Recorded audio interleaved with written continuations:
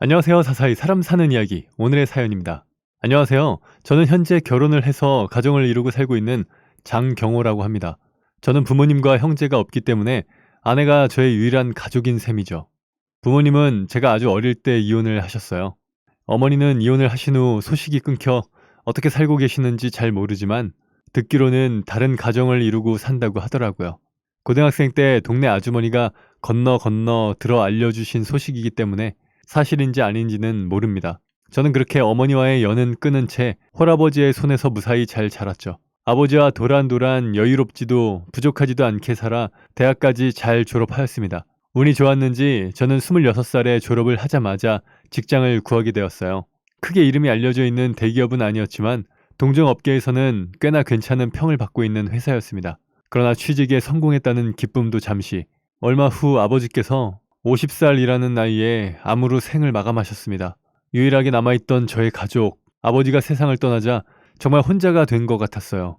가끔 삶이 힘들어질 때면 저에게 용기를 북돋아 주셨던 아버지가 생각이 나서 너무나도 힘들었지만 저는 저의 슬픈 환경을 비웃기라도 하듯 더욱더 밝은 모습으로 살아가고 있었습니다. 하늘에서 제 모습을 보고 계실 아버지가 안심하고 편히 눈 감으시길 바라면서요. 그렇게 저는 회사도 열심히 다니고 자기 관리에도 많은 힘을 썼습니다. 퇴근을 한 후 영어 동호회와 운동 동호회 활동을 하고 주말이면 커피 동호회 활동을 통해 바리스타 자격증도 취득했어요. 저는 평소에도 커피에 관심이 많았기 때문에 취미 삼아 자격증을 취득해 두었습니다. 언젠가 회사를 그만두게 되거나 꼭 그렇지 않더라도 부업으로 카페를 경영해보고 싶었거든요. 그렇게 미리미리 배워두기 위해 찾아간 그곳에서 만난 여자가 지금의 제 아내입니다. 그녀는 아름다운 외모를 가지고 있었고 저 또한 항상 밝게 사람들을 대했기 때문에 속전속결로 서로에게 호감을 느끼고 가까워질 수 있었어요. 저희는 연애를 시작하고 이곳저곳 데이트를 하러 많이 돌아다녔습니다. 함께 분위기 좋은 카페를 가서 이야기를 나누어 보기도 하고 주말이면 여자친구가 가보고 싶다는 북카페나 정원 카페를 찾아가 보기도 하였죠. 그녀와 저는 여러 가지로 통하는 것이 많았습니다. 커피라는 관심사도 비슷하고 노래 취향, 영화 취향까지 비슷해서 마치 영혼의 단짝과 시간을 보내는 듯한 데이트를 했었거든요. 그렇게 행복한 시간들을 보내다 보니 함께 살면 좋겠다는 생각을 하게 되었고 결혼에 대한 이야기를 주고받기 시작했죠. 물론 그런 대화를 나눌 때면 행복하기도 했지만 가슴 한켠에 묵직한 기분이 드는 것은 어쩔 수 없었습니다. 저는 아직 대리조차 달지 못한 상태였고 버는 돈을 모으기는 했지만 생활비도 들었기에 결혼을 할 만큼의 자금은 없었거든요. 부모님도 없는 저는 결혼을 한다고 해서 도와줄 수 있는 가족이 있을 리가 만무했어요.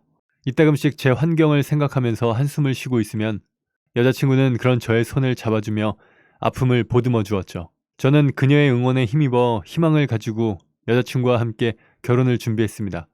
처음 그녀의 집으로 인사를 갔던 날 장모님은 저를 너무나 반겨주셨어요. 제가 제법 살가운 성격이었기 때문에 어른들을 대하는 것에는 자신이 있었습니다. 그렇게 화기애애한 분위기 속에서 결혼 이야기가 오고 가는데 어쩐지 대화가 이어질수록 장모님의 표정이 점점 어두워지셨죠. 그럼 제대로 된 아파트 하나 구할 돈이 없는 거잖아. 도와주실 부모님이 계신 것도 아니고. 아휴. 장모님은 저의 조건과 환경이 마음에 들지 않았던 것이었습니다. 번듯한 직장은 있지만 그리 많지 않은 월급에 부모님까지 계시지 않으니 본인의 사윗감은 아니라는 생각이 드셨겠죠. 저는 그날 밤 여자친구와 이야기를 나누며 장모님이 저희의 결혼을 반대하시는 것 같다고 말했어요. 그녀는 자신의 언니 역시 장모님의 반대로 결혼하기가 무척 힘들었었다고 이야기하더군요. 아내의 이야기를 들어보니 처형의 남편 또한 작은 외국계 회사에 다니는데 연봉이 그다지 높은 편은 아니다 보니 장모님의 기준에는 미치지 못하는 직업인 것 같았습니다. 장모님의 반대에도 꿋꿋하게 결혼을 성사시킨 처형의 결혼 생활은 그리 순탄치 못했다고 하더라고요. 결혼 후에도 큰 사위를 지나치게 하대하는 장모님 때문에 처형과 장모님은 거의 안 보다시피 지내게 되었다고 합니다. 이번에도 역시 장모님은 저를 많이 반대하셨지만 다행히도 자수성가하여 돈을 버셨던 장인어른께서 저의 편에서 힘이 되어 주셨기에 저희는 결국 결혼을 할 수 있었습니다. 그렇게 제 나이 30살에 아내와 우여곡절 끝에 가족이 되었죠. 저는 한 가정의 가장이 되었다는 생각에 결혼 후 어깨가 조금 더 무겁게 느껴졌습니다.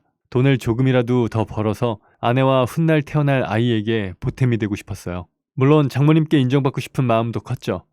저희가 결혼을 했음에도 불구하고 장모님은 여전히 저를 싫어하셨거든요. 그래서 저는 퇴근 후 아내에게는 운동을 하러 간다는 거짓말을 하고 대리운전을 하면서 돈을 벌고 있었습니다. 비록 5시간 정도만 하는 일이지만 그렇게 벌어오는 돈이 저희 생활에 보탬이 되고 있었어요. 낮에 회사에서 버는 돈으로는 아내와 생활비로 쓰고 저녁에 대리운전을 하면서 버는 돈을 저축하며 저와 아내가 살 좋은 집을 꿈꾸었습니다. 하지만 저희가 살고 있는 집은 제가 결혼 전부터 살던 작은 빌라였죠. 조금 더 좋은 주거 환경으로 이주하고 싶었지만 장모님 수준에 맞는 아파트는 저희가 갈 수 있는 수준이 되지 않았고 저희 수준의 대출을 받고 갈 수 있는 낡은 아파트는 저 역시 대출까지 받아서 들어가기엔 조금 꺼려지더군요. 그래서 저희는 살던 집을 빼고 처갓집으로 들어가기로 했습니다. 장모님이 여러 번 이 집에 들어와서 살면서 돈 모으라니까? 너희 둘이 그렇게 아둥바둥 해봤자 돈 못 모아. 왜? 장인 장모랑 사는 건 싫어? 하곤 하셨거든요. 아내는 절대 장모님과 저를 한 집에 살게 하지 않겠다 했으나 돈 모으는 것도 모으는 것이지만 장모님과 함께 살다 보면 아무래도 정도 들 것이고 그럼 지금처럼 절 싫어하지 않으실 거라 생각했죠. 그래서 저와 아내는 결혼한 지 2년 만에 살던 집을 정리하고 처갓집으로 들어갔습니다. 장모님은 저를 한심한 사위로 생각하시는 듯 했지만 장인어른과는 정말 대화도 잘 통하고 취미도 비슷했죠. 주말 오후에는 장인어른과 함께 바둑을 두며 많은 이야기를 나누곤 했네요. 만약 친아버지가 살아계셨다면 장인어른과 함께 셋이서 막걸리 한잔 하고 싶다는 생각을 하기도 했습니다.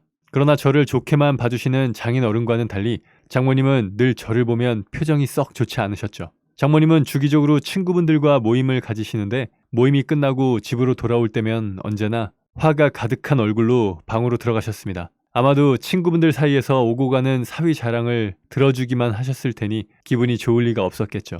그랬기에 장모님은 종종 모임 후 집에 와서 저에게 화풀이를 하곤 하셨습니다. 그런 장모님에게 죄송하다는 마음도 들었지만 가끔은 서운한 마음도 들었어요. 그러나 그럴 때마다 제 곁에서 저의 자존감을 올려주고 힘을 북돋아주는 아내 덕에 저는 항상 긍정적인 생각을 가지고 살 수 있었습니다. 그래서 더욱 열심히 낮엔 직장에서 일하고 밤엔 대리운전을 뛰었죠. 그러던 어느 추운 겨울날 퇴근 후 어김없이 운동을 가겠다는 저를 말리는 아내를 애써 밀어내고 밖으로 나왔어요. 오늘은 곁에서 잘 때까지 같이 있어달라는 아내가 너무 애틋하고 안쓰러웠지만 조금이라도 더 벌어야 마음이 편한 저는 아내를 향한 마음을 뒤로 하고 대리 어플을 켰습니다. 그렇게 저는 마스크와 장갑으로 중무장을 하고 아내는 모르는 저의 두 번째 일을 시작했죠. 사실 대리운전이라는 일은 새벽 2시가 넘어가면 거의 일이 없습니다. 그래서 그때부터는 목적지가 집 부근으로 되어 있는 콜을 잡아야 했죠. 한 번은 돈 욕심에 새벽 1시에 서울에서 평택까지 내려가는 콜을 잡았다가 새벽 4시에 집에 들어간 적이 있어서 다음날 회사에서 많이 힘들었습니다. 그 이후로는 무리하게 일을 하지 않으려고 노력하였죠. 그날도 그렇게 일을 시작하고 몇 시간 뒤 새벽 1시가 넘어가기 시작하자 슬슬 콜수가 많이 줄더군요. 그렇게 30분을 기다리다가 1시 반쯤 콜이 잡혔죠. 운 좋게 집으로 가는 방향의 콜이었습니다. 밖에서 저를 기다리던 남자분에게 키를 받아 운전석에 타고 슬쩍 룸미러를 보니 이미 어떤 여성분이 앉아있더군요. 어두워서 잘 보이지 않았지만 젊은 여자는 아니었어요. 그리고 이내 저에게 차키를 넘겨주신 남자분도 탑승했죠. 사실 대리운전이라는 직업은 손님들에게 관심을 가지지 않는 쪽이 편하기 때문에 저는 그 이상 뒷좌석에 신경을 쓰지 않았습니다. 그렇게 목적지를 찍고 출발했죠. 앞에서 모르는 사람이 운전을 하고 있는데도 뒷자리에 술 취한 손님들은 입맞춤을 해대며 진한 애정 행각을 하더군요. 그리고 어느 정도 가고 있을 무렵 두 사람의 대화가 들려왔습니다. 저는 그때 무언가 이상한 느낌을 받았죠. 그리고 하마터면 차를 세울 뻔했습니다. 술에 취해 발음이 꼬이긴 했지만 그 목소리는 분명 장모님의 목소리였죠. 제가 대리운전으로 투잡을 뛰고 있다는 사실은 아무도 모르기 때문에 장모님 또한 당연히 모르고 계셨을 테죠. 저는 고개를 돌려 확인하고 싶은 마음을 간신히 참고 둘의 대화를 들었습니다. 자기야, 오늘 진짜 너무 좋았어. 맨날 만나고 싶다, 진짜. 나야 맨날 만날 수 있는데 자기가 시간이 안 되잖아. 저는 이때부터 속주머니에 휴대폰을 꺼내어 녹음 버튼을 눌러두었습니다. 그냥 본능적으로 증거를 남길 필요가 있다고 생각이 들었죠. 근데 우리 다음 주에 여행 가는 거 말이야. 자기는 와이프한테 얘기했어? 그냥 친구네서 잘 거라고 말했지. 자기는? 나도 친구들이랑 해돋이 보러 가기로 했다고 일단 말해놨어. 자기랑 동해바다 보면서 맛있는 거 먹으면 진짜 행복하겠다. 그치? 내가 조식 끝내주는 호텔로 예약해놨어. 스테이 호텔이라고 바다 바로 앞에 있는 호텔인데 뷰가 죽인데. 진짜? 역시 자기는 로맨티스트야. 이러니까 내가 자기밖에 모르지. 그렇게 30분가량 이야기를 나누던 장모님과 상간남은 목적지에 도착하기 전에 여자분이 먼저 내려야 하니 한 군데만 더 들려달라고 말하더군요. 그러면서 팁으로 10,000원을 더 준다고 했죠. 저는 상간남의 차를 끌고 너무나도 익숙한 곳으로 향했습니다. 바로 저와 장모님이 살고 있는 우리 집이었죠.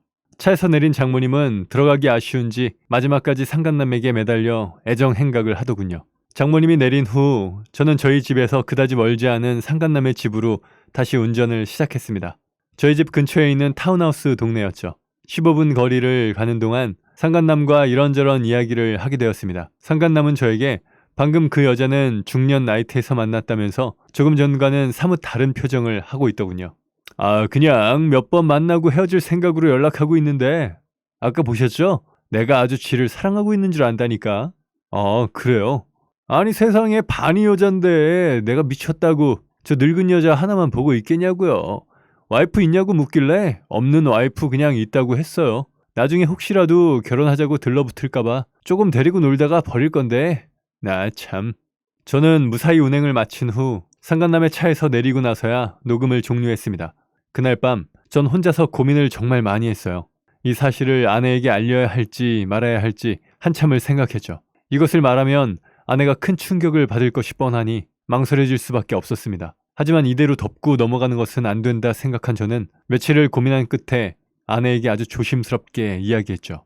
사실 자기한테 솔직하게 말하지 못한 부분이 있는데 아내는 제가 여자가 있다는 고백이라도 하는지 긴장한 표정으로 제 이야기에 집중했습니다. 저는 며칠 전 대리운전을 하던 중에 집 근처 사는 중년 남성을 태우게 된 이야기와 그 사람과 장모님이 불륜 중이라는 사실을 알게 된 것까지 모두 이야기를 했습니다. 조심스럽게 이야기를 한다고 했지만 제 말을 듣던 아내는 많이 놀란 듯 했고 특히 엄마의 외도라는 부분에 대해서는 말도 안 된다며 손살에 쳤죠. 결국 저는 휴대폰에 녹음된 파일을 아내에게 들려주었고 녹음된 이야기를 듣고 있는 아내는 그대로 얼어버린 듯 입을 다물지 못하더군요. 상간남의 이야기까지 듣고 난 후 사태의 심각성을 파악한 아내와 저는 다음 주로 예정되어 있는 장모님의 여행을 미행하기로 했습니다. 그리고 그 다음 주 주말 장모님은 친구들과 해돋이 여행을 다녀오겠다며 콧노래를 부르며 집을 나섰고 역시나 그 상간남의 차가 집 앞에 서 있었습니다.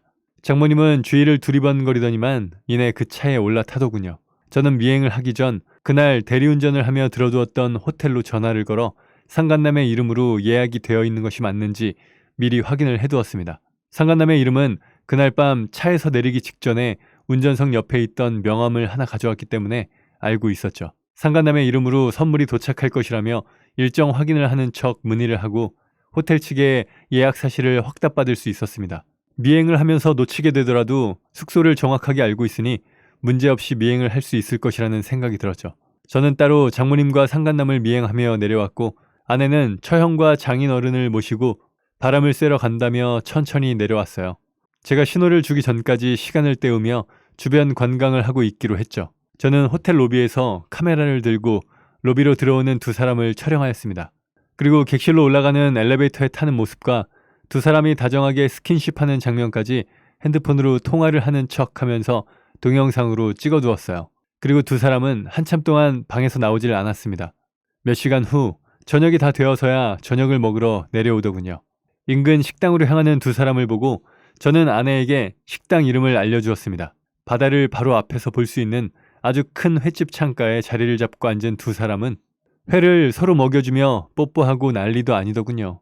창밖에서도 너무나 노골적으로 잘 보이는 그들의 애정 행각을 역시나 모두 카메라에 담아두었습니다. 그리고 근처에서 관광을 하고 있던 장인어른과 아내, 처형은 타이밍을 맞추어 그 식당으로 들어갔죠.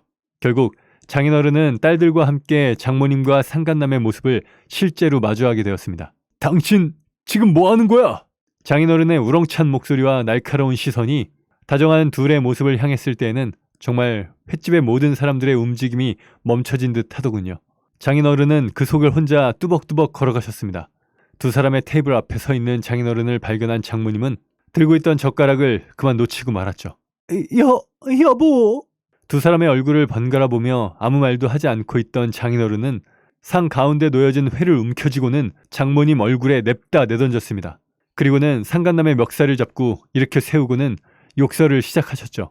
순간 멈춰있던 모든 사람들이 놀라면서 움직이기 시작했습니다. 장모님의 비명소리와 상간남을 때릴 기세로 몰아세우는 장인어른, 그걸 말리려는 딸들이 뒤엉켜 식당이 순식간에 아수라장이 되었어요.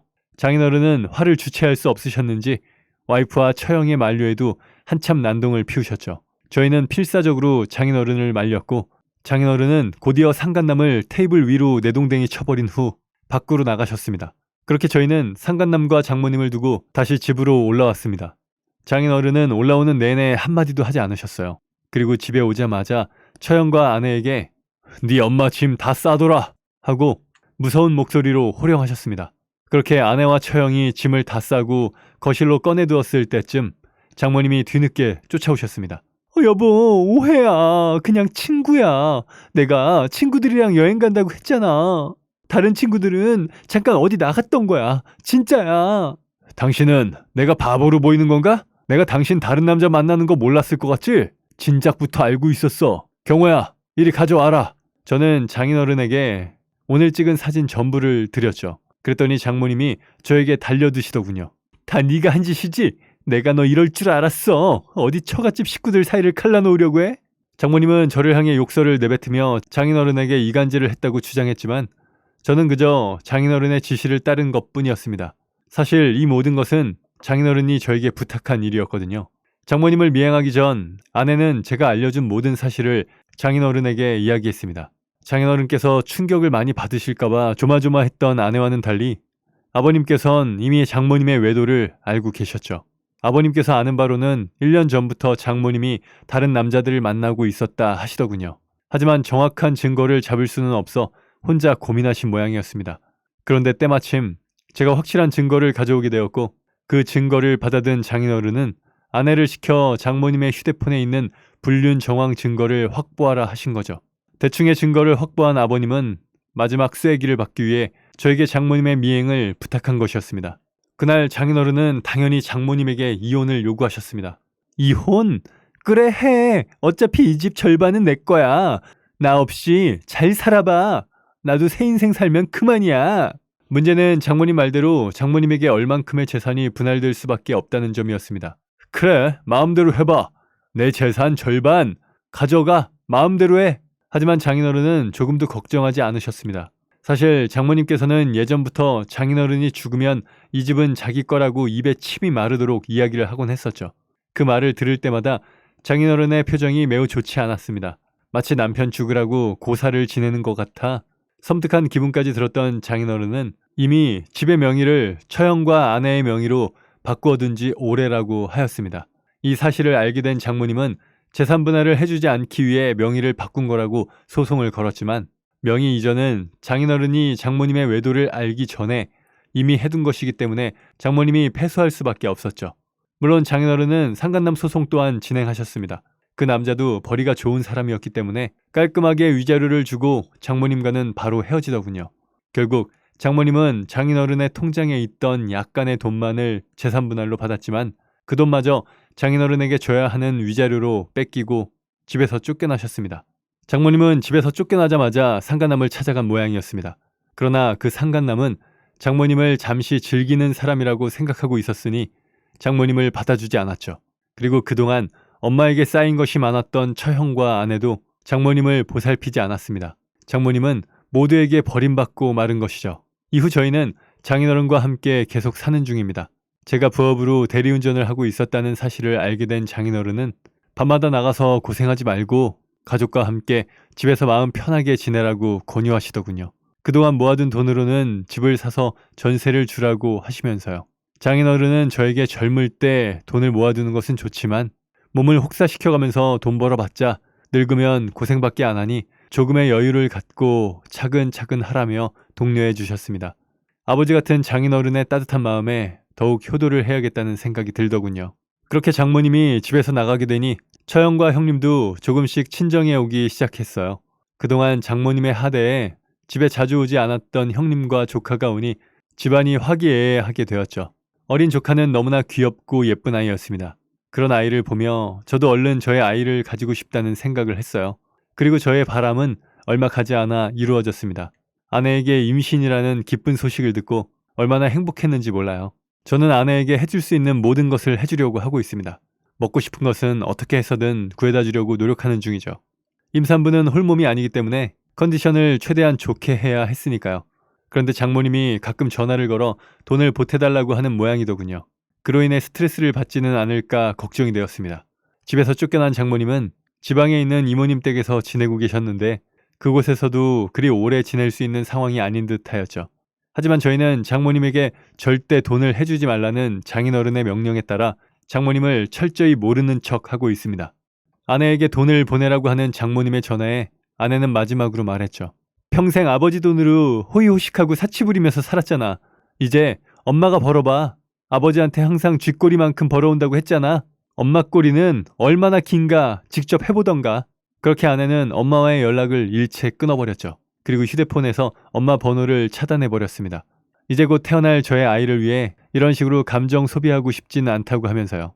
다행히 아이는 뱃속에서 무럭무럭 잘 크고 있고 출산을 하고 나면 처형이 아내의 몸조리를 해주기로 하였습니다. 저도 이제 한 집안의 가장이 되는 것이니 더욱 정직하게 더 열심히 살아보렵니다. 태어날 아기에게 듬직한 아빠가 되어주기 위해서 말이죠. 여러분 모두 건강하시고 행복하세요. 긴 이야기 들어주셔서 감사합니다. 네, 오늘 사연은 여기까지입니다. 사람 사는 이야기 채널 구독과 좋아요, 알람 설정 부탁드립니다. 감사합니다.